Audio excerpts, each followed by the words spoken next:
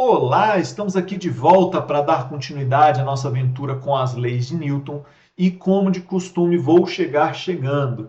Essa série de aulas tem como objetivo mostrar para vocês como que as leis de Newton se aplicam a cada situação individual.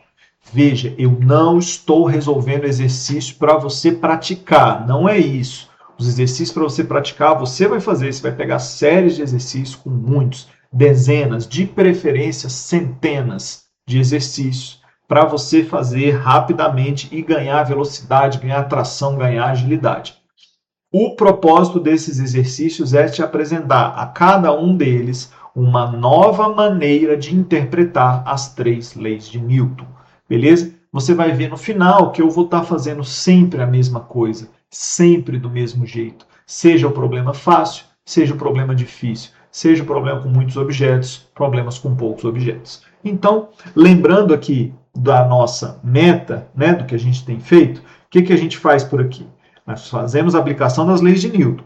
Primeira lei de Newton. Primeira lei é a lei da inércia. Um objeto que está em repouso permanece em repouso até uma força agir sobre ele.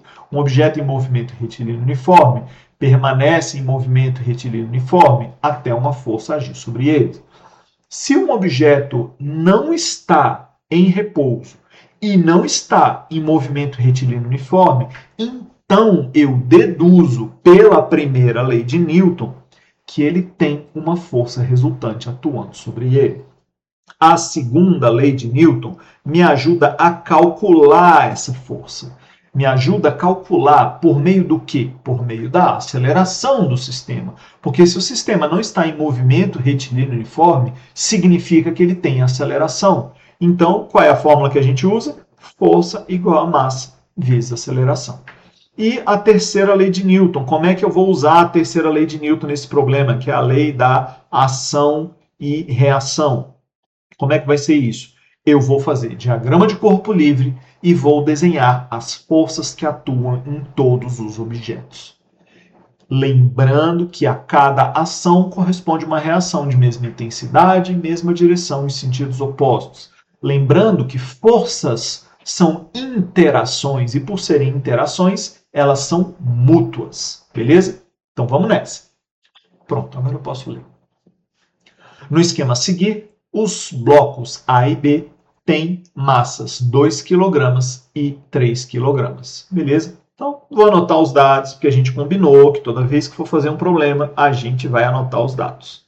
Então, tá aí. Ó. A massa do objeto A, 2 kg. Beleza? A massa do objeto B. A massa do objeto B é de 3 kg. Beleza? Outra informação que nós temos.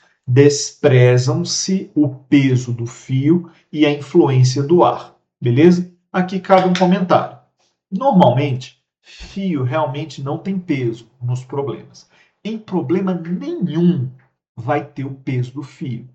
Quando você tiver o peso do fio, você vai tirar esse fio que tem peso, vai substituir por um fio que não tem peso e botar uma caixinha nesse fio para representar o peso do fio. Beleza? Então, fio não ter peso não é uma aberração física. O fio não tem peso, então ele não tem massa, então ele não é feito de átomos. Claro que não. Beleza? Dizer que o fio não tem peso significa que o peso dele é tão pequenininho que não faz diferença. Então, sei lá, pega uma caixinha aí, pendura ela aí com fio dental. Pega um fio dental. Aí você vai e faz umas experiências aí, calcula o período de oscilação, calcula a aceleração, calcula o tempo de um lugar para o outro. Faz lá a experiência. Aí você vai e repete essa experiência, só que em vez de você prender com um fio, amarra mais forte, bota 2, bota 3. Você vai fazer a experiência de novo e vai obter os mesmos resultados. O mesmo período de oscilação, a mesma aceleração, o mesmo tempo de deslocamento. Isso significa que o peso do fio é desprezível. Porque tanto faz você usar um fio, usar 2, usar 3. Ele é muito levinho, ele é muito fininho, ele é irrelevante. Não quer dizer que ele não existe, não quer dizer que ele não tem massa, não quer dizer que ele não é feito de átomos. Não é isso. né, na nossa realidade, sabe que o fio tem um peso, mas esse peso não importa. Esse peso não interessa, beleza? É isso. Tu tá aqui. Aí tu tá aí com o teu caderno. Aí tu tá escrevendo no seu caderno, né? Quanto é que pesa teu caderno? Pesa uns 300 gramas? 400 gramas? Cadernão grandão? Pesa aí 1,2 kg. Beleza. Aí tu vai lá e tu escreveu no livro, no caderno. Tá escrevendo, passou aí, tu escreveu aí 6 meses. Tu escreveu no caderno. Qual é o peso do teu caderno? Ele aumentou? Porque na hora que você escreveu no caderno, a tinta da caneta, o grafite do lápis passou para a página. E passou a pesar junto com a página, porque tem massa, tem átomos. Concorda que é uma coisa desprezível? É desprezível. O seu instrumento de medida não tem precisão para medir isso. E se ele não tem precisão, não interessa, não me importa. Uma das coisas mais legais que a gente faz na universidade é ter acesso a equipamento de alta precisão. Então, um dos experimentos que se faz lá na física experimental, nos primeiros semestres dos cursos de exatas, né? Quais cursos? Curso de física, química, acho que faz também, até biologia, farmácia, pode fazer matéria dessa área aí experimental básica, né? Para poder ter uma noção geral aí, até de laboratório, para saber mexer nas coisas, nos equipamentos e tudo mais, né? Então, quando você está lá, seja um laboratório da engenharia, enfim, quando você está lá fazendo, né, o experimento, alguns laboratórios vão ter, se você for para uma universidade que tem uma estrutura aí bacana, com certeza ela vai ter uma balança em que você consegue medir a massa da tinta da caneta que você escreveu no papel. Aí tu vai pegar um papel, tu vai botar lá dentro da balança, dentro, porque ela tem uma casinha fechada, esse tipo de balança super precisa, a casinha fechada. Porque se você faz assim, esse já move ali o pratinho dela e ela vai medir isso aí, né? Outras super precisas, elas vão calcular microcismos que vai ter aí dentro do seu laboratório. Ou seja, se uma pessoa estiver caminhando no mesmo andar do laboratório, você vai sentir umas oscilações no número lá, você vai ver o número mudando, porque de tão precisa que é essa balança. Ela consegue calcular, né, a força decorrente das microvibrações de uma pessoa caminhando no mesmo andar que você, né? Então, isso é precisão.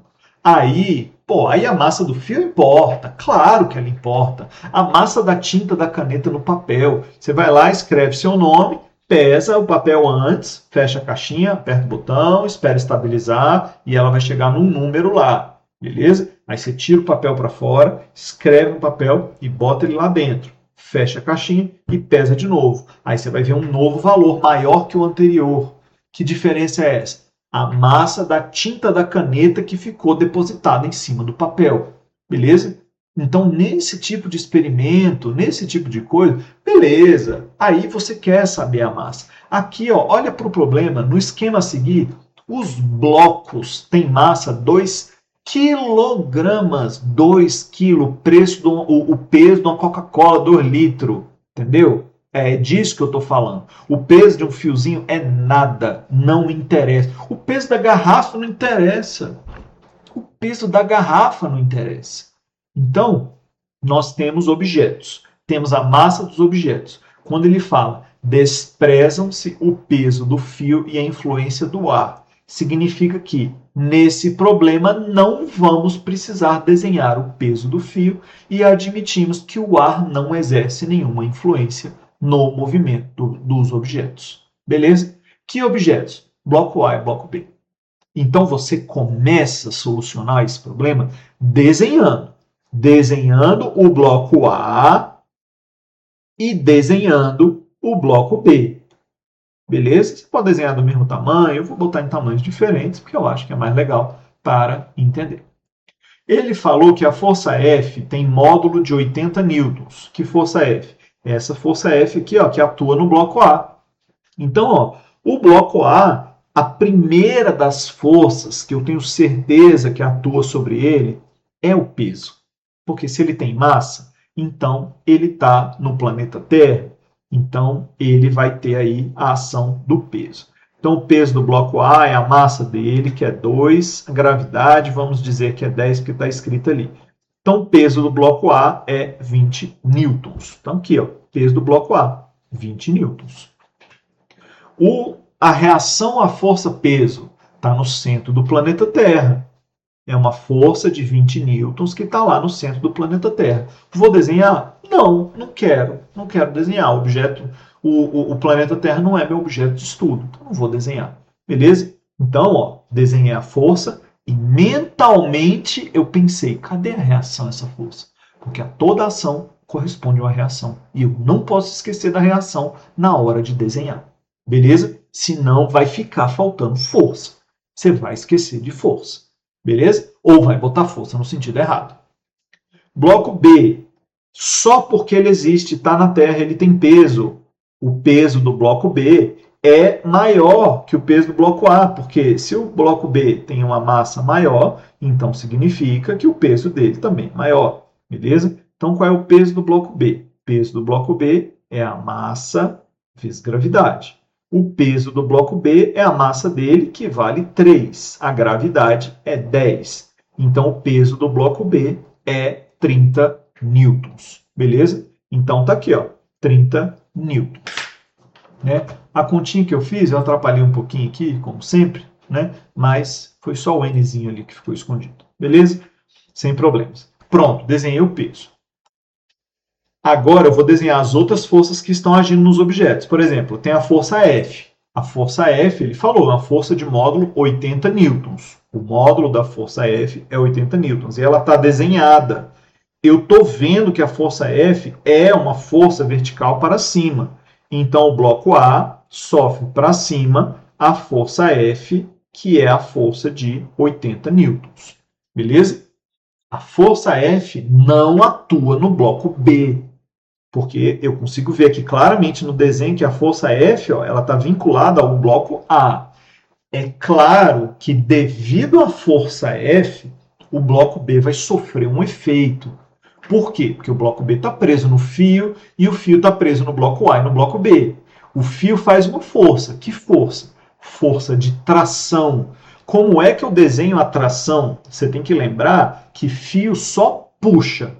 Então, o bloco A está sendo puxado pelo fio. Se o bloco A está sendo puxado pelo fio, significa que o fio faz força para baixo, porque é assim que puxa. Né? O único jeito desse fio que está aí desenhado puxar o bloco A é puxar para baixo.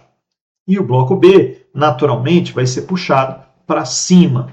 Beleza? Posso usar a mesma letra T de tração. Por quê? Porque representa a mesma interação. A interação entre os blocos e o fio, beleza? E a gente combinou que o fio ele tem massa desprezível e tudo mais, portanto, ele tem forças iguais nas suas extremidades, beleza? Porque se ele não tivesse, ele não seria um fio esticado. Tranquilo? Vou desenhar o fio? Não, eu não quero. O fio não é meu objeto de estudo, mas mentalmente eu sei que uma ponta do fio sofre tração e a outra força do fio sofre também. Por isso que eu desenho essa força de tração nos dois blocos. Beleza? Pronto. Agora eu fiz o meu diagrama de forças. Desenhei cada uma das forças e pensei nos respectivos pares, ação e reação. Uma observação. A reação à força F está na mão da pessoa que fez a força F. Quem é essa pessoa? Não sei se é uma pessoa, se é um guindaste, eu não sei o que é, mas eu sei que essa reação está lá na mão dele, beleza? Por que para baixo? Porque se a força F é para cima, a reação tem que ser para baixo. Sentidos opostos, mesma direção, mesmo módulo, sentidos opostos. Vou desenhar isso? Não vou. Deixa no campo das ideias. Deixa no mundo dos pensamentos. Beleza? Ótimo. Sendo F igual a 80 newtons e adotando a gravidade G igual a 10, determine letra A o módulo da aceleração do sistema. Letra B, a intensidade da força que traciona o fio. Primeira coisa, eu não posso dizer agora que as forças estão em equilíbrio. Por que eu não posso? Porque o sistema tem aceleração. Se o sistema tem aceleração, eu vou calcular essa aceleração. Ah, mas onde é que está escrito que tem aceleração? Em lugar nenhum está escrito que ele tem aceleração. Em lugar nenhum. Inclusive, você pode fazer os cálculos e achar aceleração zero. Pode. Aí não tem aceleração. Pode acontecer de não ter aceleração. De os números estarem feitos aí de uma forma que não tem aceleração. Que essa força de 80 newtons sustente aí os dois ao mesmo tempo. Pode acontecer. Né? Não tem problema nenhum. Eu posso até te adiantar, se o bloco A tem 20 newtons de peso e o B tem 30, então eu tenho aceleração para cima, porque 30 mais 20 vai dar 50, né? E se eu estou puxando com 80, 80 é maior que 50, beleza? Eu poderia ter feito, em vez de fazer uma força de 80, poderia ter feito uma de 10, uma de 40, por exemplo. Se eu fizesse uma de 40, o sistema teria aceleração para baixo. E eu ia ser capaz de calcular essa aceleração. Beleza? Mas como que a gente faz isso? Segunda lei de Newton. Força é massa vezes aceleração. Veja que na fórmula da segunda lei de Newton, você tem uma vez a letra F, uma vez a letra M e uma vez a letra A. Ou seja, a segunda lei de Newton é uma fórmula que se aplica a um objeto. Eu não consigo usar a segunda lei de Newton no A e no B ao mesmo tempo, a não ser que eu considere que eles são um pacote único.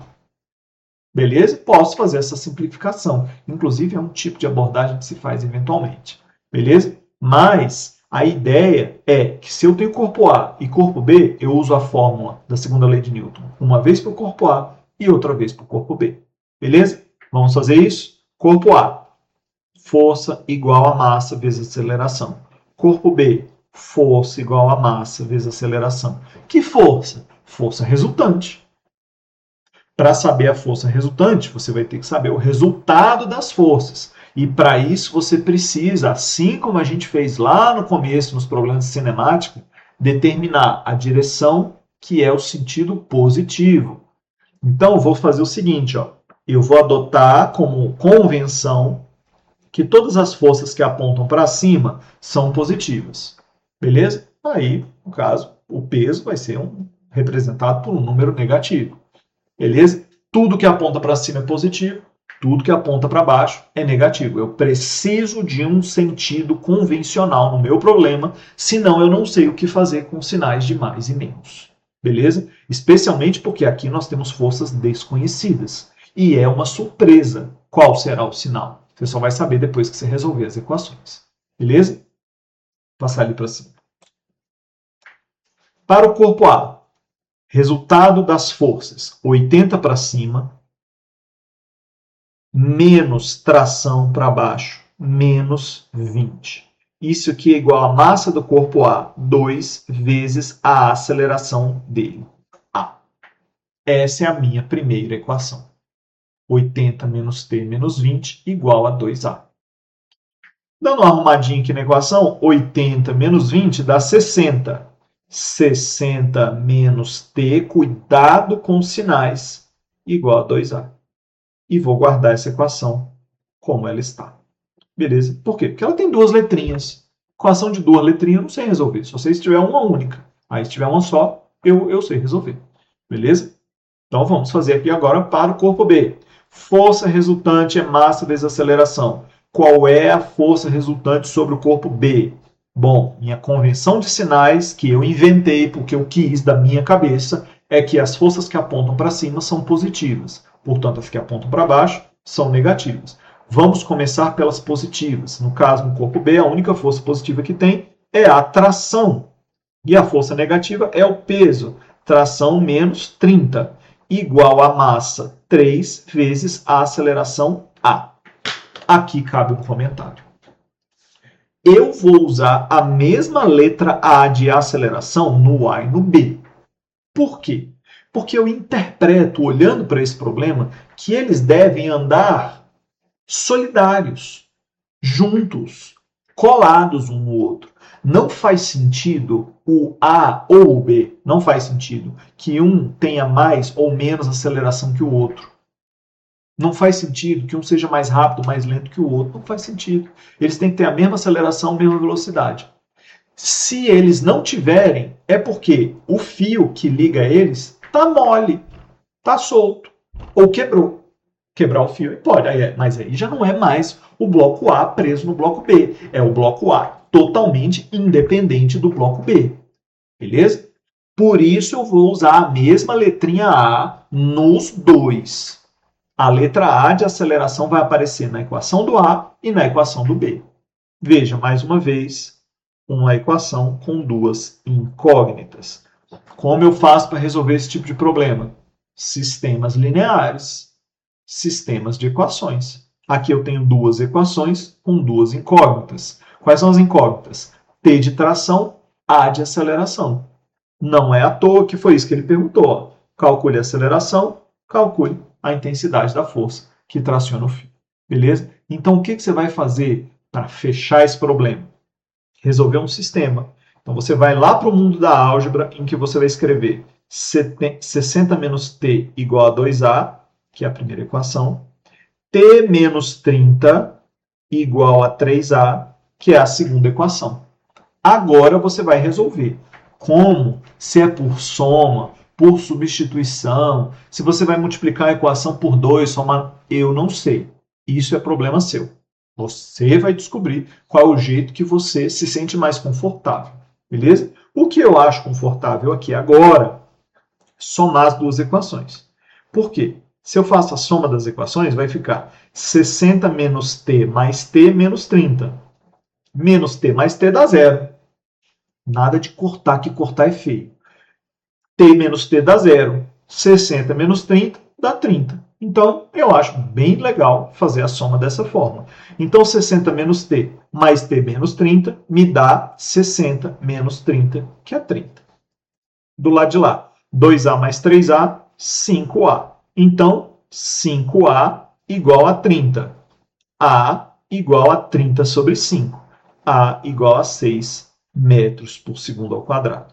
Por que eu tenho certeza que é metro por segundo ao quadrado? Porque é a unidade de aceleração do sistema internacional. Se as forças estão todas em newtons e as massas em quilogramas, não em gramas, mas quilogramas, eu tenho certeza que a aceleração vai sair em metros por segundo ao quadrado. Beleza? Pela própria definição das unidades.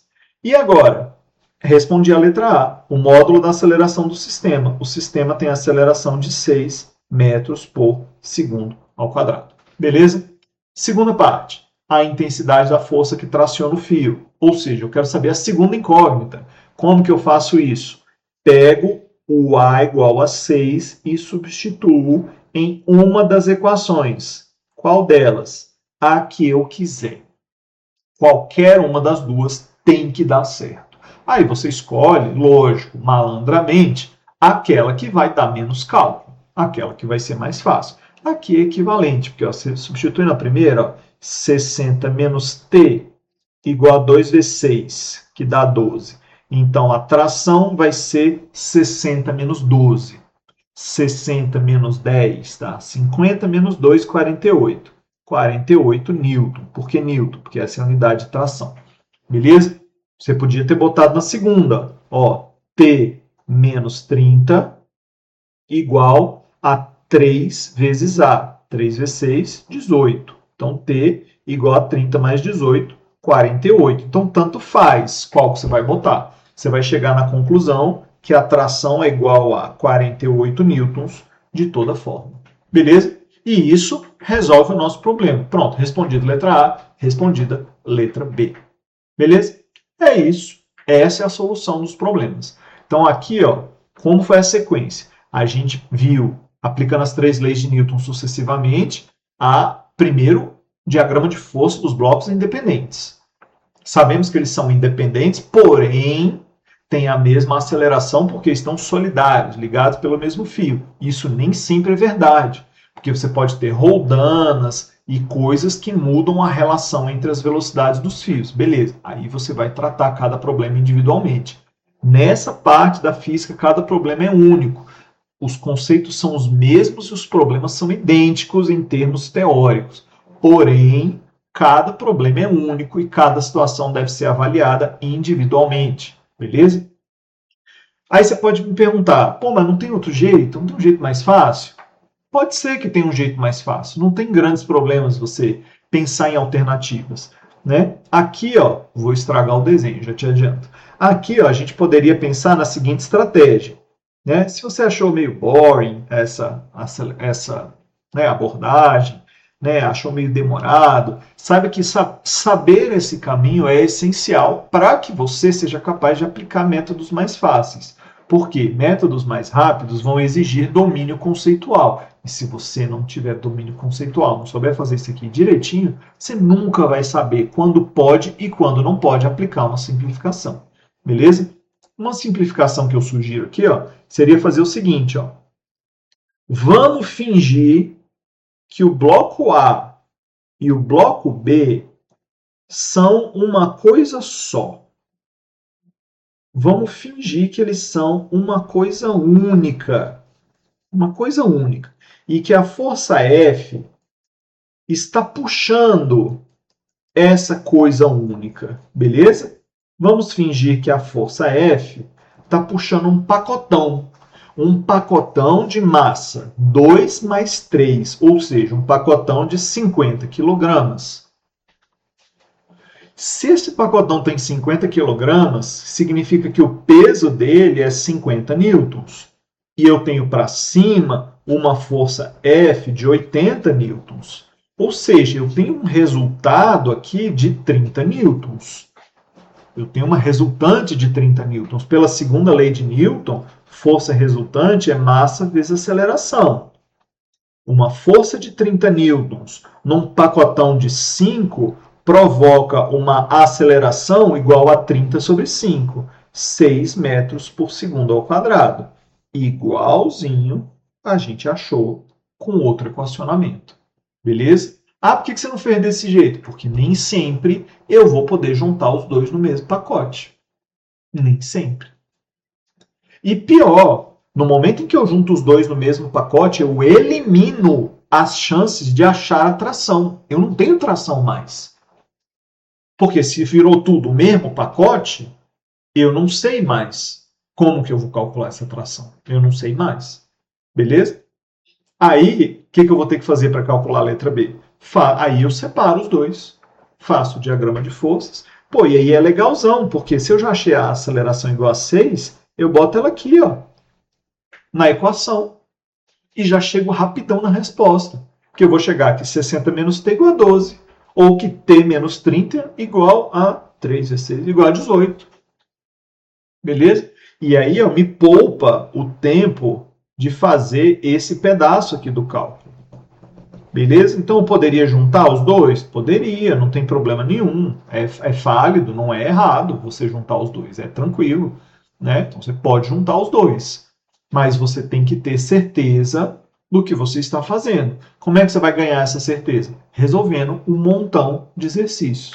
Resolvendo dezenas de exercícios, de preferência centenas. Obrigado pela atenção. Próxima aula tem mais um. Valeu, falou!